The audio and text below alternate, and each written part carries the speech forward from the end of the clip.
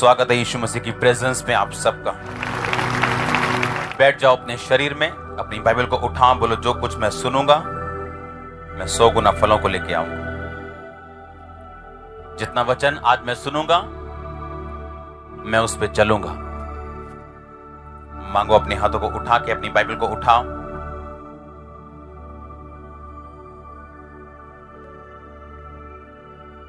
प्रभु यीशु मसीह के नाम में आमीन। गलातियों 4 अध्याय उसकी 1 आयत, मैं ये कहता हूं कि वारिस जब तक बालक है, यद्यपि सब वस्तुओं का स्वामी है, तो भी उसमें और दास में कुछ भी भेद नहीं। अपने पड़ोसी को बोलो, जब तक तू बालक है अपने घर के नौकरों के समान। तारीफ करो जोर से। मेरा आज ये बिलीव है कि अगर आज का वर्ड आपने अपने अंदर समाया और रखा, आज आपके सवालों के जवाब परमेश्वर आपको देने वाला है। आप रेडी हो क्या? उसने कहा तुम में और नौकर में कुछ भी अंतर नहीं जब तक तुम एक बालक हो। बोलो अपने पड़ोसी को, तुम में और नौकर में कुछ भी अंतर नहीं जब तक आत्मा में तुम बच्चे हो।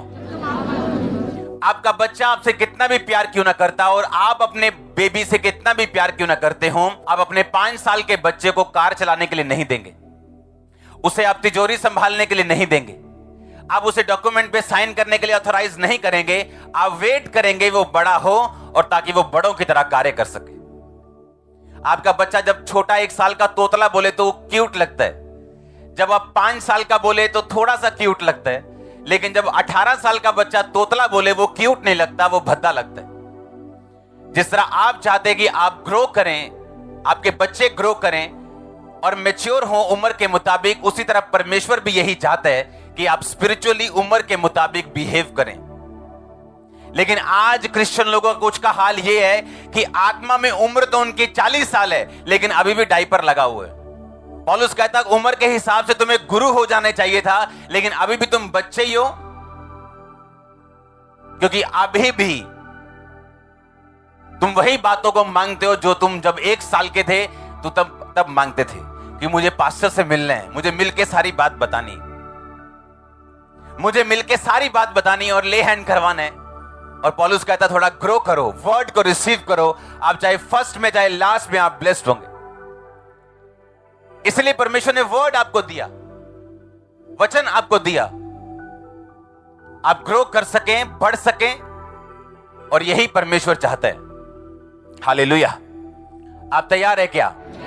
उसने कहा नहीं तो तुम में और नौकर में कुछ भी अंतर नहीं। जिस तरह एक घर में नौकर भी खाता पीता और रहता है और एक बच्चा भी खाता पीता और रहता है, अगर वो मालिक जा रहा है गाड़ी में तो उसका नौकर भी साथ जाता है उस बच्चे को संभालने के लिए, कोई खास फर्क नहीं। लेकिन जब वो बड़ा होगा तब वो फर्क होगा उसमें और नौकर में। आप सारी उम्र आत्मा में एक नौकर की तरह बिता देंगे और आप में और दूसरे लोगों में कोई फर्क नहीं होगा अगर आप ग्रो नहीं करेंगे स्पिरिट में, अगर आप आत्मा में बढ़ेंगे नहीं। बदलाव आपके हाथ में है, परमेश्वर के हाथ में नहीं। बोलो, बदलाव मेरे हाथ में है, परमेश्वर के हाथ में नहीं। हाँ या ना? ऐसा कहते जब बात 40 साल का होता है तो 40 साल का होने पर उसकी चोंच जो है वो टेढ़ी हो जाती है, उसके जो नाखून है वो उल्टे सीधे हो जाते हैं, उसके पंख भारी हो जाते हैं और उसको फैसला करना होता है अब मैं मरना चाहता हूं या मैं जीना चाहता हूं। अगर वो जीना चाहता है तो 5 महीने का प्रोसेस है, वो एक पहाड़ पे जाता है, अपनी चोंच तोड़ देता है, अपने नाखून तोड़ देता है, अपने पंखों को नोच नोच के निकाल देता है, जब तक वो सब कुछ नया नहीं आता, और उसके बाद वो 30 साल ऐसा कहा जाता है कि और जीता है। हालेलुया। और अगर आप बाइबल में ध्यान से पढ़ें तो परमेश्वर ने कहा मैं तेरी जवानी को उकाब के नया कर दूंगा, तू उकाबों के समान उड़ेगा। उकाब के साथ परमेश्वर ने आपको कंपेयर किया। इसका कारण क्या है? इसका कारण यह है कि अगर आप चाहें अपनी लाइफ में बदलाव को देखना तो ये आपको पेनफुल प्रोसेस से निकलना पड़ेगा। अगर आप नहीं चाहते तो ये आपकी मर्जी है। आप अपनी लाइफ को रिन्यू नहीं करना चाहते, अपने फाइनेंस को नया नहीं करना चाहते तो ये आपकी मर्जी है। लेकिन अगर आप बदलाव चाहते हो, आपका बेटा नशा छोड़े, अगर आप बदलाव चाहते हो मेरी फैमिली सीधी हो, अगर आप बदलाव चाहते हो मेरी सेहत कुछ अच्छे रिजल्ट मुझको दे, तो ये बदलाव परमेश्वर कहता आपके हाथ में। उस बाज को, उस ईगल को पेनफुल, कुछ दर्द वाले चीजों से 5 महीने गुजरना पड़ता है। Emotional pain, physical pain, determination, और फिर वो जाके उस बदलाव को लेकर फिर अपनी नई लाइफ को वो शुरू करता है। लेकिन आज मसीही पेनफुल बदलाव को नहीं चाहता सब कुछ ऐसे ही हो जाए। वो प्रार्थना करना नहीं चाहता, वो नाइट प्रेयर नहीं करना चाहता, फास्टिंग नहीं करना चाहता, अपने रिश्तेदारों से वो बहस नहीं करना चाहता, बस ठीक है अगर कुछ दे दिया तो खाना चाहता है, मना नहीं करना चाहता, यीशु मसीह के नाम के लिए सताव नहीं सहना चाहता। तो ये बदलाव फिर आप लोगों के लिए नहीं। अगर परमेश्वर ने उकाबों के समान हमें कंपेयर किया, उकाबों के साथ हमें कंपेयर किया कि तेरी जवानी को मैं उकाब के समान कर दूंगा, तो उकाबों के समान उड़ेगा, तो इसका मतलब परमेश्वर हमें कुछ कहना चाहता है। एक लाडले बच्चे को एक देश का प्रधानमंत्री नहीं बनाया जा सकता, और ये पेनफुल प्रोसेस फिर परमेश्वर यूसुफ का शुरू करता है, उसे गड्ढे में डालता है, उसे रिजेक्ट करवाता है अपने भाइयों से, पोतीपर के घर में जाता है, निराशाओं पे निराशाएं उसको मिलती हैं, और फिर जब वो 30 साल का होके बाहर आता है, वो एक लाडला बच्चा नहीं, एक मैच्योर स्पिरिचुअल क्रिश्चियन था वो, जिसे गद्दी दी जा सकती है। मेरा विश्वास ये और आज मेरी प्रेयर ये और प्रोफेटिक डिक्लेरेशन ये कि इस वर्ड को सुनने के बाद परमेश्वर आपको ताकत दे, वो आपको सामर्थ्य दे, ग्रेस दे कि आप उस अगले लेवल को हासिल करने के लिए जो भी डिटर्मिनेशन चाहिए उसे हासिल कर सके, फैसला कर सके। आमीन। ओछा तो ये आशीष आपकी चर। वो पेनफुल प्रोसेस, लेकिन आपका दर्द और दूसरों का दर्द सेम नहीं। आपको बनाने के लिए, ऊंचाई पे लेके जाने के लिए, नया लेवल चखाने के लिए, नई ग्रेस को देने के लिए आपको मिलने वाली है नई ग्रेस। आप तैयार है क्या? एक क्रिश्चियन अपनी 2 बातों से आगे बढ़ते हैं, प्रार्थना और क्या? गिविंग। हाँ या ना? उकाब फैसला करता है कि अब मैं बैठूंगा और अपनी चोंच तोड़ूंगा, अपने नाखून तोड़ूंगा, अपने पंखों को नोच के पुरानों को निकालूंगा। आप ग्रो करेंगे या नहीं, ये आप पे निर्भर है। आप कितना बढ़ेंगे आप पे डिपेंड करता है, कितना बढ़ना चाहते हैं आप पे डिपेंड करता है। बाइबल कहती धोखा ना खाओ, परमेश्वर ठट्ठों में नहीं उड़ाया जाता, इंसान जो कुछ बोता है वही काटता है। बाइबल कहती पौलुस और सब लोग प्रार्थना कर रहे थे, और प्रार्थना में उनको परमेश्वर का आत्मा कहता है कि पौलुस को अलग कर दो, और भी भाई थे उसके साथ, इनको अलग कर दो। बरनबास को अलग, प्रार्थना में बैठे थे और होली स्पिरिट ने कहा इनको अलग करो। पूरी कलीसिया लॉ लगा के लिखा कंटिन्यूज, और परमेश्वर ने दूतों को भेज के पतरस को आजाद किया। कुरनेलियस लिखा प्रार्थना कर रहा था तो परमेश्वर ने दर्शन दिया कि जा और पतरस को बुला और पूरे घराने समेत उससे वचन सुन। पतरस प्रार्थना कर रहा था और परमेश्वर ने दिखाया कि अन्य जातियों में भी जा और मेरा प्रचार कर। और लिखा कुरनेलियस दान देने वाला और प्रार्थना करने वाला था। आप ग्रो कर सकते हैं आत्मा में अगर आप प्रार्थना करने वाले हो तो। हफ्ते में 1 दिन रखो नाइट प्रेयर का। फुल नाइट क्या करनी? 2 हफ्ते में 1 दिन रखो, हफ्ते में 1 दिन रखो, अपनी कैपेसिटी के हिसाब से शुरू करो। लाइफ चेंज होने वाली। आपको याद रखना है जब तक आप मूल्य अदा नहीं करेंगे आप उन चीजों को नहीं ले पाएंगे। आप पूरे प्रेरितों के काम पढ़ लो, प्रार्थना और गिविंग बोने पर पूरा प्रेरितों का काम है। दोरकास विधवा जो लिखा मर गई थी और सब विधवाएं उस पतरस को दिखा दिए कि उसने मेरे लिए ये कपड़े बनाए और वो रो रही थी, और पतरस ने अपने मन में फैसला किया कि ये गिवर मरना नहीं चाहिए। और बाइबल कहती वो जी उठी, तबीता नाम की औरत जी उठी। हाँ या ना? कारण क्या था? प्रेयर और गिविंग। कुरनेलियस को परमेश्वर ने याद किया, कारण क्या था? प्रेयर और गिविंग। पूरी बाइबल आप देख लो, कई ऐसे प्रेरित हैं बाइबल में जिनकी सेवकाई की शुरुआत गिविंग से हुई थी। अपनी प्रॉपर्टी बेच के उन्होंने प्रेरितों के पांव पे रखी, लिखा उनकी सेवकाई की शुरुआत वहां से हुई थी। कंजूस कभी परमेश्वर के राज्य में प्रवेश नहीं कर सकते। प्रार्थना करने का मतलब है अपना टाइम परमेश्वर को देना, शरीर से ध्यान हटाना, परमेश्वर की ओर देखना, वेट करना, इंतजार करना परमेश्वर का, उसके टाइम के हिसाब से सब चीजें मेरी जिंदगी में पूरी हो। और गिविंग का मतलब आपको फेथ है कि मेरे पास जो भी पोजेशंस हैं, मेरे पास जो भी चीजें हैं, वो सारी परमेश्वर के लिए हैं और उसके साथ जुड़ी हुई। आप गिविंग से प्रूफ करते हैं कि आपका ध्यान परमेश्वर की ओर है और आप संसारिक व्यक्ति नहीं, क्योंकि संसार पर मन लगाने वाला बंदा कभी भी बो नहीं सकता, उसका दिल पैसों के साथ लगा हुआ है। लेकिन जो व्यक्ति परमेश्वर के साथ जुड़ा हुआ है उसे मालूम है आज मेरे पास जो कुछ भी है वो परमेश्वर के कामों के लिए।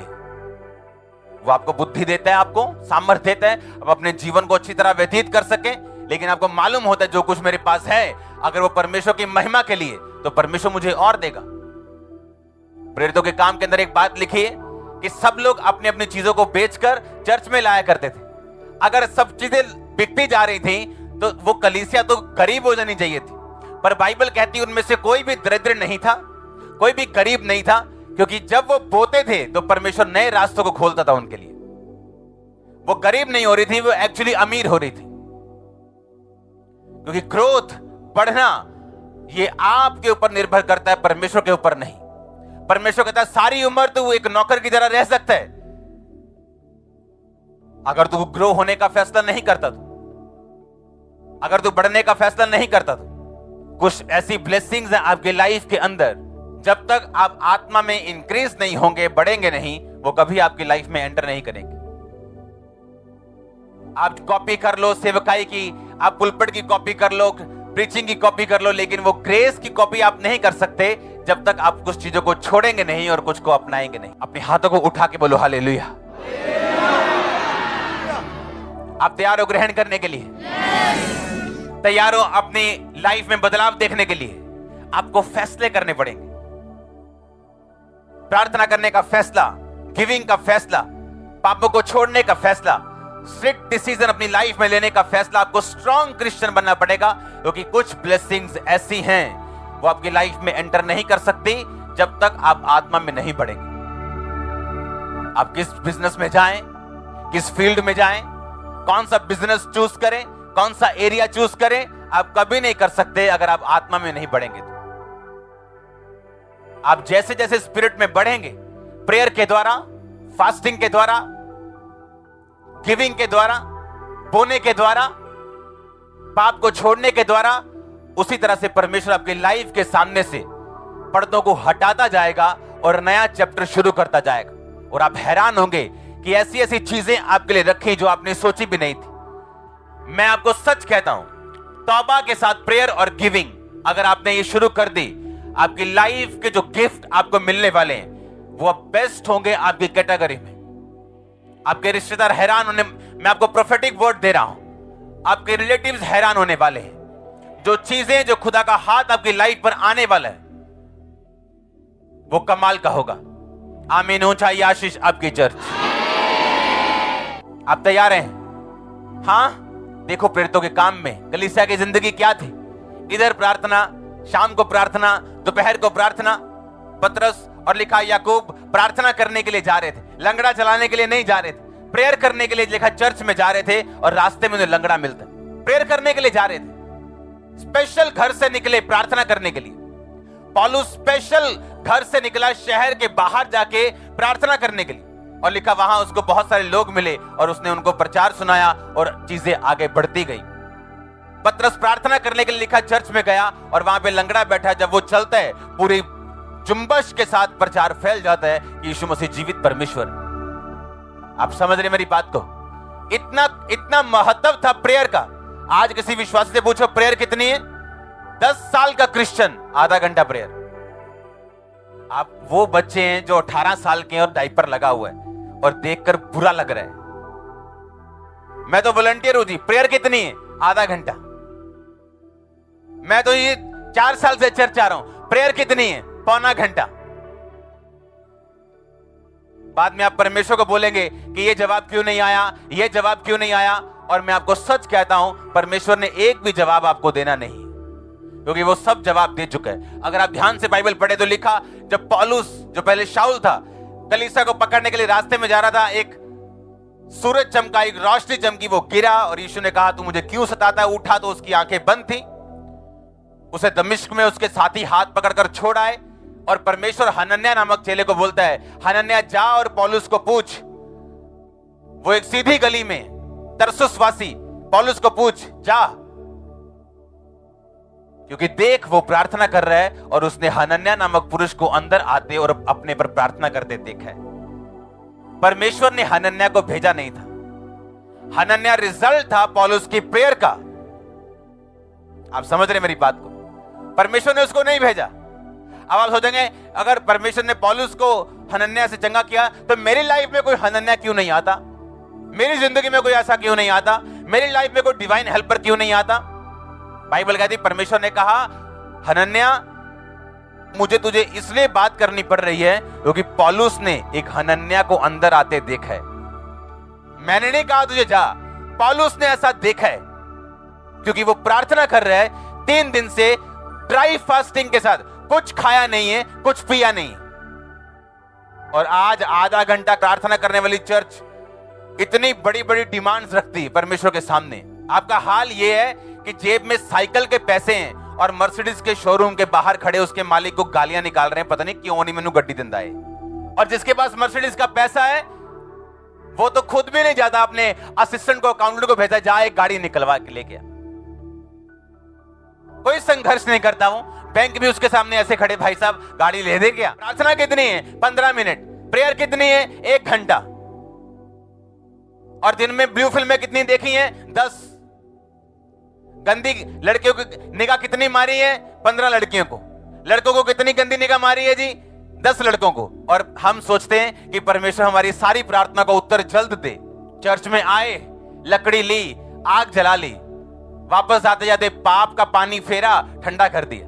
अब कहां कहां से जल रही है, कहां कहां से ठंडी है। ये हाल क्रिश्चियन लोगों का है। कहीं शैतान काम कर रहा है, कहीं पर परमेश्वर की ब्लेसिंग है, क्योंकि कभी पाप कर लिया, कभी प्रार्थना कर ली। ये हाल है और वैसे ही लाइफ है। शाम को कहां जा रहा है पौलुस? प्रेयर करने के लिए। रात को कहां जा रहे हैं? प्रेयर करने का। स्पेशल प्रार्थना करने का एक टाइम और एक प्लेस और एक महत्व था प्रेयर का उनकी लाइफ के अंदर। हालेलुया। आप प्रेयर नहीं करेंगे, आपने खुद ब्लॉक किया हुआ अपनी ब्लेसिंग्स को, आपने खुद रोका हुआ उन्हें। परमेश्वर ने रोका नहीं है, आपने रोका हुआ। आपको लाइफ स्टाइल बनाना पड़ेगा प्रेयर का। इसे फेस्टिवल नहीं बनाना कि क्रिसमस से क्रिसमस करनी। लाइफ स्टाइल, प्रार्थना का लाइफ स्टाइल बनाना पड़ेगा अगर कुछ लेना चाहते हो खुदावंद से। अपने हाथों को उठा, बोलो प्रार्थना का आत्मा मुझ पे आए, गिविंग का आत्मा मुझ पे आए। उठाओ अपने हाथों को, थैंक यू जीसस बोलते हुए। ऊंची आवाज से बोलो, प्रेयर की स्पिरिट मेरे अंदर एंटर करे, गिविंग की स्पिरिट एंटर करे।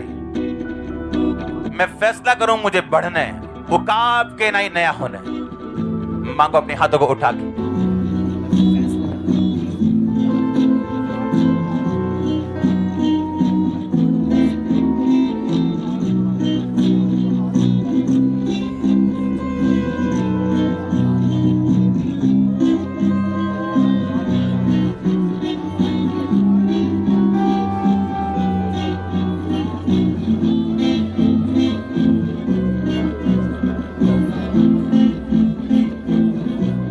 प्रभु यीशु मसीह के नाम में रिसीव करो जो आज मैंने बोला, फिर से बोलो आमीन। आप तैयार है? आपकी लाइफ चेंज होने वाली है। मैं सच कह रहा हूं, इम्पॉसिबल इम्पॉसिबल की ना हो। सुनो, मैं नहीं कहता कि आप पहले दिन, पहला हफ्ता प्रार्थना करेंगे और आपका दिल करेगा, आपका मन करेगा। नो, आपका मन नहीं करेगा, पर आपको बैठना पड़ेगा। पौलुस ने कहा जो भविष्यवाणी तेरे विषय में की गई उनके अनुसार अच्छी लड़ाई को लड़। आपको लड़ना पड़ेगा उन प्रोफेसीज के लिए। और ये जो मैंने आपको रिलीज किया है और ये आप ले चुके हो। आमीन। आप जैसे ही आज की मीटिंग के बाद इन वर्ड्स को पूरा करना शुरू करेंगे, ये सारी चीजें एक्टिवेट हो जाएंगी। एक बार मैं एक अफ्रीका में चर्च में बैठा और वो खुदावंद का दास अनाउंस कर रहा था, ये वाला बीज, ये वाला बीज, ये वाला, और मैं लिख रहा था। और जितने वो बोल रहा था मैं सारे बोल रहा था। और वो हैरान हो रहा था कि यार तू क्या कर रहा है, ये भी लेना है, ये भी। मैंने कहा सब लेने, मुझे सब ब्लेसिंग्स चाहिए। प्रॉब्लम बता कहां है? जब चर्च किसी ब्लेस्ड व्यक्ति को देखती है या एक पास्टर किसी ब्लेस्ड पास्टर को देखता है, वो सोचता है शायद कोई स्ट्रेटेजी है, चाहे कोई प्लान है इनके पास। कोई प्लान काम नहीं आता भाई मसीह में। कोई स्ट्रेटेजी नहीं चलती, कोई प्लानिंग नहीं चलती अगर आपका बेसिक राइट नहीं है तो। हालेलुया। लोग बोलते हैं ये चर्च जो आपने खुदाबंद ने आपको दी है, ये 25,000 हो गई एक साल में। कहां? गुरदासपुर चर्च इतनी बड़ी कैसे है? आप पे निर्भर करता है आपका बोना, आपकी प्रेयर्स, कमिटमेंट खुदाबंद के साथ, आपकी क्लीन लाइफ फाइनेंस में। चर्च का पैसा आपका नहीं। और ऐसी सब चीजें, सब रूल्स और स्पिरिचुअल चीजें जब आप फॉलो करते हैं, ग्रोथ आपकी लाइफ का हिस्सा है। आप तैयार हैं बदलाव को देखने के लिए? आप हमेशा याद रखो, कोई भी सीरियस बदलाव बिना पेन के कभी नहीं आएगा। अगर एक औरत बच्चे को जन्म देती, उसे मालूम है वो किन चीजों से होकर, सिर्फ वो लेबर पेन नहीं, पूरा 9 महीने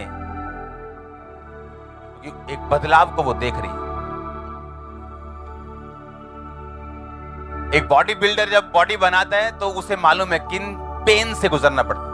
अगर आप वेट कम कर रहे हैं तो आपको मालूम है किस पेन से निकलना पड़ रहा है। हाँ या ना?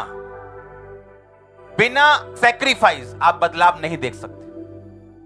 मैंने लोग देखे हैं 6 घंटे प्रार्थना करने वाले फिर भी गरीब है, क्योंकि उन्हें यह लगता है प्रार्थना करने से पैसा आएगा। पैसा आएगा बोने से, सामर्थ्य आएगी प्रार्थना से। और आप मोस्टली देख लो, जब प्रेयर वॉरियर्स, जितने प्रार्थना वॉरियर्स होते हैं, मोस्टली आपको गरीब मिलेंगे।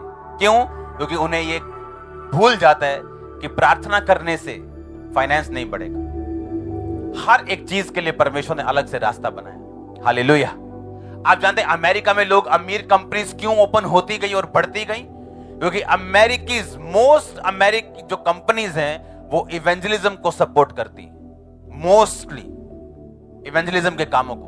जितने पास्टर्स दुनिया के इवेंजलिस्ट हैं, 90-92% उनमें अमेरिकन है। और सारे अमेरिकन पास्टर्स और इवेंजलिस्ट, बिजनेस ऑर्गेनाइजेशंस उन्हें सपोर्ट करती। तो वो फेल कैसे हो जाएगा? हालेलुया। अपनी लाइफ का अगर आप सिस्टम बना लें, प्रेयर लाइफ, गिविंग और प्रेयर, कभी कभी फास्टिंग से, आप एक स्ट्रॉन्ग पिलर होंगे। शैतान आपको हिला नहीं पाएगा। और मैंने एक बात देखी, प्रार्थना से रिजल्ट आपको आते हैं, कई बार रिजल्ट आपको दिखता नहीं। मैंने देखा ऐसे लोगों को, आज गिविंग की 8 साल कोई रिजल्ट नहीं, पर 9वें साल जो आया, टोटल लाइफ नहीं, जनरेशन चेंज हो गई। चाहे 9 साल बाद, चाहे 10 साल बाद। मैंने देखा है ना प्रेयर ना गिविंग, इसका रिजल्ट आता है। किसी का जल्दी, किसी का बाद, लेकिन आता जरूर है। हालेलुया। मुझे याद है नाइजीरिया में thousands ऑफ चीजों को जब मैंने अपनी लाइफ में ऐसा देखा है कई बार, कि नाइजीरिया में से वापस आते वक्त मेरी जेब में $100 भी नहीं रहता था। और मैं प्रभु से बोलता था, परमेश्वर तू सारा कुछ मुझे बोने के लिए कह रहा है, रास्ते में कोई जरूरत पड़ गई तो मैं तुझे पूछूंगा। और वापस आते वक्त मेरी जेबें खाली होती थी। और मेरे पास तब शायद क्रेडिट कार्ड भी नहीं था, डेबिट कार्ड होता था, और वो भी कई जगह चलता नहीं इंटरनेशनल तब। और जब मैं वापस आता था, मैं लोगों को बोलता था, जितनी चर्च तुम देख रहे हो, हम 3 गुना होने वाले हैं, 3 हफ्ते में 3 गुना। और लोग बोलते थे, क्या आप मेरी ग्रोथ को नहीं रोक पाएंगे? क्योंकि आप मेरी गिविंग को कंट्रोल नहीं कर सकते, वो मेरे हाथ में है। आप मेरी ग्रोथ को रोक नहीं पाएंगे क्योंकि आप मेरी प्रेयर को कंट्रोल नहीं कर सकते, ये मेरे हाथ में है। कितने मेरी बात को समझ रहे हैं? आप ब्लेस्ड हैं। फॉलो करेंगे इन वर्ड्स को? कॉन्ग्रेचुलेशन। बार बार पिछले संडे, इस संडे के और इस थर्सडे के वचन को सुनना, बार बार, हर महीने 2 बार जरूर सुनना, जब तक ये आपकी लाइफस्टाइल नहीं बन जाता। इसे सुनना मत छोड़ना। और आप देखोगे, हर बार आप सुनोगे, आप डिसीजन लोगे। जैसे आप आत्मा में कमजोर होंगे, आप वर्ड सुनोगे, आप डिसीजन लोगे, और धीरे धीरे धीरे आप स्ट्रांग हो जाओगे। आमीन। ऊंचा ये आशीष आपकी। और मान लो अगर आपको प्रार्थना में रुकावट हो रही, 2-3 बहनें मोहल्ले में मिल जाओ, बैठ के प्रार्थना करो। हाँ, खुद प्रार्थना करनी नहीं आती है, 4 बहनें मिल जाओ, प्रेयर करो बैठ के। कुछ नहीं आता प्रार्थना में, हालेलुया हालेलुया बोलो 2 घंटे। और जिस तरह बाप से हम मांगते हैं तो हमें स्पेशल वर्ड्स को लेने की जरूरत नहीं है। अपने बाप से टॉफी मांगने में हम एप्लीकेशन नहीं लिखते कि सेवा विखे जी, हाँ दूधा डैडी, आप सीधा जाते हो। वैसे ही बाप है, वो आपसे इतना ही प्यार करते हैं। आप सीधा बैठ के सीधी बात कर सकते हो उससे, रोज एवरीडे, और लाइफ चेंज है। मैंने कहा अपने हाथों को उठाओ। थैंक यू जीसस, मैं तैयार हूं खुदाबंद इस बदलाव को लेने के लिए और मेहनत करने के लिए, क्योंकि मैं जानता हूं मेरी शर्मिंदगियां हट जाएंगी अगर मैं इस टाइप प्रार्थना करूंगा। तो रिसीव कर अपने हाथों को उठा के फिर से ग्रेस को।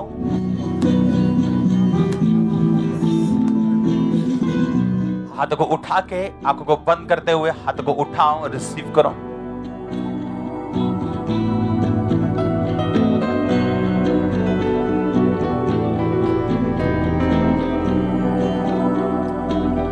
परमेश्वर के वचनों को सुनने के लिए हमारे चैनल को सब्सक्राइब कीजिए और हमारी लेटेस्ट वीडियो सबसे पहले देखने के लिए बेल आइकन को प्रेस कीजिए।